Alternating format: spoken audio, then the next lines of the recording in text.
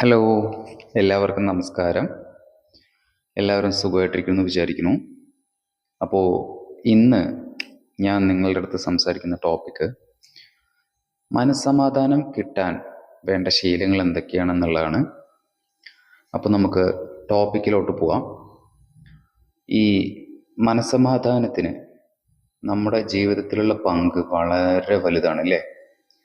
ഇപ്പോൾ ഒരു ജോലി സ്ഥലത്ത് വർക്ക് ചെയ്യുന്ന സമയത്ത് നമ്മുടെ സുപ്പീരിയേഴ്സ് ചിലപ്പോൾ ഒരുപാട് പ്രഷർ തരുമ്പോഴോ അല്ലെങ്കിൽ കുടുംബജീവിതത്തിൽ മനസ്സമാധാനമില്ലാത്ത അവസ്ഥ വരുമ്പോഴോ ഇനി അതും അല്ലെങ്കിൽ മറ്റ് പല ബാധ്യതകളിൽ പെടുന്ന സമയത്തോ നമ്മൾ ചിന്തിക്കാറുണ്ട് അല്ലേ, കുറച്ച് മനസ്സമാധാനം കിട്ടിയിരുന്നെങ്കിലെന്ന്.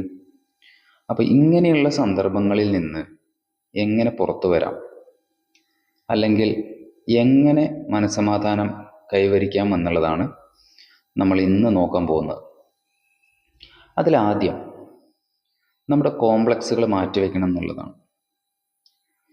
ഞാൻ എന്തോ വലിയ ആളാണ് എന്ന അഹങ്കാരം ഉണ്ടാവാണ്ടിരിക്കുക എന്നുള്ളതാണ്.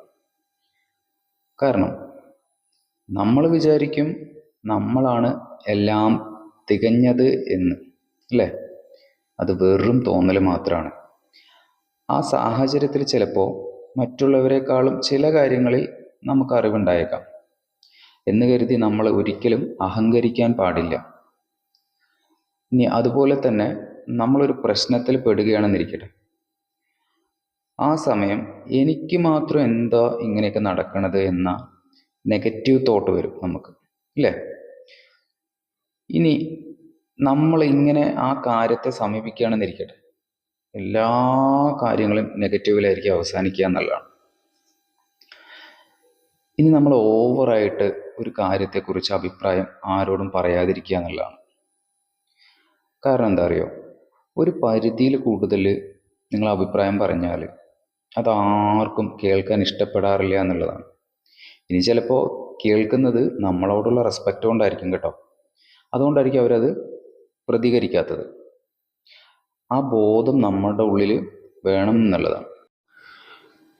ഇനി മറ്റുള്ളവരുമായി നമ്മളെ കമ്പാരിസൺ ചെയ്യാണ്ടിരിക്കുക എന്നുള്ളതാണ് അടുത്ത കാര്യം. അതായത് ഞാൻ ആളെക്കാളും ചെറുതാണ് അല്ലെങ്കിൽ വലുതാണ്, ഇത്തരത്തിൽ നമ്മൾ തന്നെ വില കുറച്ച് കാണരുത്. നമ്മളിലുള്ള സ്പേസിൽ നമ്മൾ സംതൃപ്തരാകുക എന്നുള്ളതാണ്. ഇനി അടുത്തത്, നമ്മെ ദ്രോഹിച്ച ആളുകളെ പോലും നമുക്ക് മാപ്പ് കൊടുക്കാൻ കഴിയണം എന്നുള്ളതാണ്.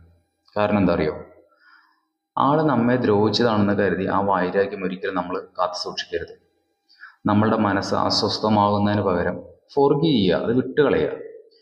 ഇനി അപ്പോൾ നമ്മുടെ മുമ്പിൽ ഒരിക്കലും നമ്മൾ ചെറുതാവില്ല എന്നുള്ളതാണ്. ആ സമയം ആൾക്കായിരിക്കും കുറ്റബോധം ഉണ്ടാവുക, ആളുടെ തെറ്റ് ആൾക്ക് മനസ്സിലാവുകയും ചെയ്യുന്നതാണ്.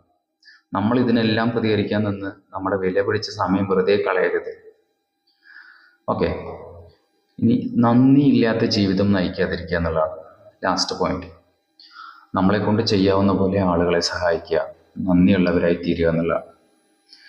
ഇനി ഒരു മഹാൻ പറഞ്ഞിട്ടുണ്ട്, നിങ്ങളുടെ ജീവിതത്തിലേക്ക് കടന്നു വരുന്ന ഓരോ വ്യക്തിയും നിങ്ങളെ പഠിപ്പിക്കാൻ ഒരു പാഠവും നിങ്ങളോട് പറയാൻ ഒരു കഥയുണ്ടാവും, അല്ലേ?